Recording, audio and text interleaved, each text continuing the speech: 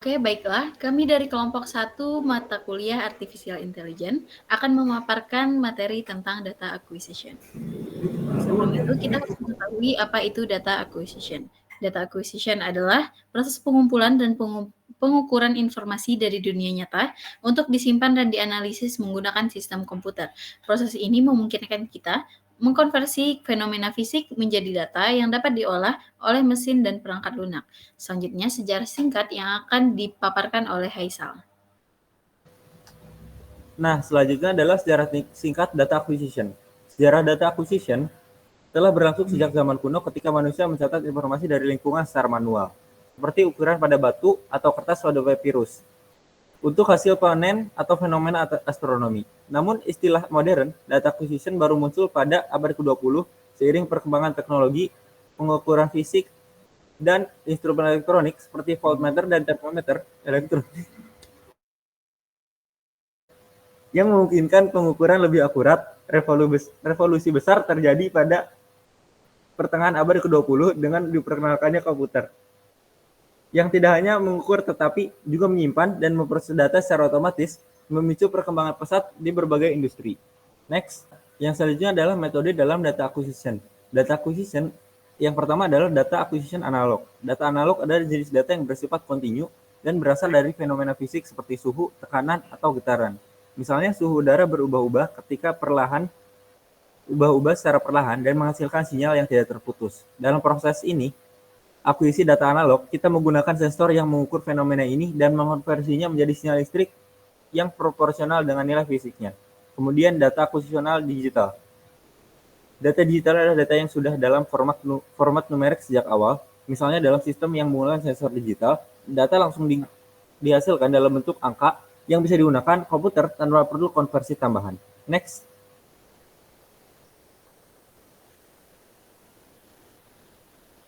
Nah, selanjutnya adalah komponen-komponen dalam sistem data acquisition. Sistem data acquisition adalah proses pengumpulan, pengukuran, dan analisis data dari berbagai sumber untuk digunakan dalam berbagai aplikasi. Sistem ini terdiri dari beberapa komponen utama yang bekerja untuk menangkap, memproses, dan menyimpan secara efisien. Komponen-komponen ini memastikan data dikumpulkan akurat, dapat diandalkan, dan untuk keperluan lebih lanjut. Yang pertama ada sensor dan transducer, kemudian sinyal conditioner, yang ketiga adalah analog to digital converter atau ADC, kemudian yang keempat ada komputer atau pengontrol, yang kelima ada perangkat lunak, akuisisi data. Next. Nah, dilanjutkan oleh Abiu. Selanjutnya ada aplikasi nyata dalam data acquisition. Next. Yang pertama, pengawasan proses industri.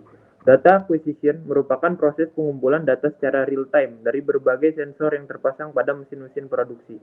Data ini kemudian diolah dan dianalisis oleh sistem komputer untuk mengoptimalkan proses produksi. Dengan memanfaatkan data acquisition, industri manufaktur dapat meningkatkan efisiensi, mengurangi downtime, meningkatkan kualitas produk, dan membuat keputusan bisnis yang lebih data-driven. Next.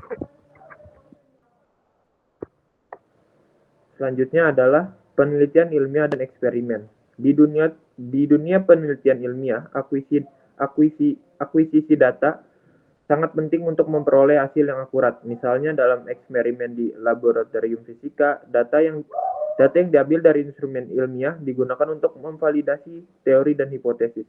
Dalam bidang astronomi, teleskop modern mengumpulkan data dari luar angkasa dalam jumlah besar yang kemudian dianalisis untuk mengungkap misteri alam semesta. Next. Selanjutnya, sistem pemantauan kesehatan. Di sektor kesehatan, data acquisition digunakan dalam berbagai aplikasi, mulai dari alat pemantau jantung yang mengukur detak jantung pasien, hingga alat pemantau tekanan darah yang digunakan oleh dokter untuk memantau kondisi pasien secara real-time. Bahkan alat pemantau kebugaran pribadi seperti jam tangan pintar juga menggunakan sistem akuisisi data untuk melacak langkah, detak jantung, dan aktivitas lainnya sepanjang hari. Selanjutnya akan dibacakan oleh Hanif. Tantangan dan masa depan data acquisition. Yang pertama, ada kualitas data. Data yang tidak akurat, tidak lengkap, atau terkontaminasi noise dapat menghasilkan analisis yang menyesatkan. Lalu yang kedua, volume data yang besar. Semakin banyak sensor dan perangkat yang terhubung, semakin besar pula volume data yang dihasilkan. Lalu yang ketiga, ada integrasi sistem. Mengintegrasikan berbagai sistem yang berbeda, seperti sistem kontrol mesin dan sistem ERP, menjadi tantangan tersendiri. Lalu yang keempat, ada sumber daya manusia. Kurangnya tenaga kerja yang memiliki keahlian di bidang data, sains, dan analisis data menjadi kendala dalam mengoptimalkan pemanfaatan data. Yang kelima, ada biaya, yang mana implementasi dan pemeliharaan sistem data aggregation membutuhkan investasi yang cukup besar, baik dalam hal perangkat keras, perangkat lunak, dan maupun sumber daya manusia. Yang terakhir, ada kesimpulan. Kesimpulan dari data acquisition adalah proses pengumpulan dan pengukuran informasi dari dunia nyata untuk diubah menjadi data digital yang dapat dianalisis oleh komputer. Proses ini telah berkembang pesat sejak zaman kuno dan kini menjadi bagian integral dari berbagai bidang, mulai dari industri hingga penelitian ilmiah. Lalu, metode akuisisi data melibatkan konversi sinyal analog menjadi digital, penggunaan berbagai jenis sensor dan analisis data menggunakan perangkat lunak khusus. Tantangan utama dalam data aggregation meliputi volume data yang besar, keamanan data, dan kualitas data. Namun, dengan perkembangan teknologi seperti AI dan komputasi kuantum, masa depan data aggregation semakin cerah. Secara singkat, data acquisition adalah kunci untuk membuka potensi data yang ada di sekitar kita dan memungkinkan kita membuat keputusan yang lebih baik berdasarkan informasi yang akurat dan terkini. Oke, baiklah, hanya itu dari kami. Terima kasih teman-teman semua dan terima kasih kepada penonton. Tutup dengan wassalamualaikum warahmatullahi wabarakatuh.